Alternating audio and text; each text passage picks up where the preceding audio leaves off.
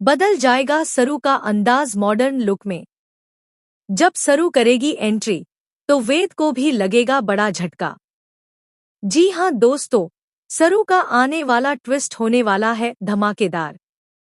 Show में आएगा एक छोटा सा लीप, जहां आपको देखने को मिलेगा कि अब सरू अपनी मां को उनका हक और पहचान दिलाने के लिए एक बड़ी चाल चलने वाली है। सरू जो कि अब तक एकदम मासूम थी, लेकिन जब बात अपने हक की आती है तो वह चुप नहीं रहती। अब वेद का रवैया भी सरू के लिए बदल जाएगा। सरू का अब सिर्फ एक ही लक्ष्य है, इंसाफ पाना और अपनी मां को उनका हक दिलाना। कामिनी की जो चाल सालों पहले असफल रही थी, सरू और उसकी मां गौरी को मारने की, अब वह फिर से वही करने की कोशिश करेगी। लेकिन इस बार सरू अपनी मां के साथ है और यह सब कुछ नहीं होने देगी। वहीं चंद्रकांत अब अपनी पत्नी गौरी से मिलकर बेहद खुश होगा। अब गौरी अपनी बेटी सरू के साथ चंद्रकांत यानी अपने पति के घर में रहने वाली है और जब सब एक ही छत के नीचे रहेंगे तो ढेर सारे तमाशे देखने को मिलेंगे। अब अनिका सरू को चुनौती देती हुई नजर आएगी कि वह कभी भी उसकी तरह नहीं बन सकती।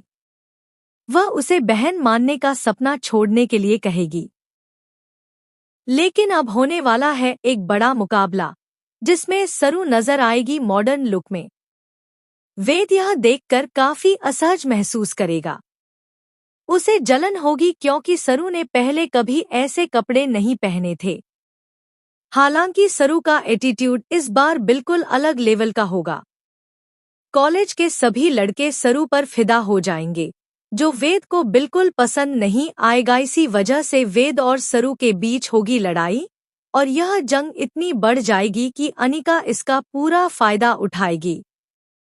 सरू के इस बदले हुए रूप को देखकर उसकी मां गौरी बेहद खुश होगी, क्योंकि अब सरू अपनी मां के हक के लिए सबका सामना करेगी और मजबूती से लड़ेगी, जो अनिका से बर्दाश्त नहीं होगा।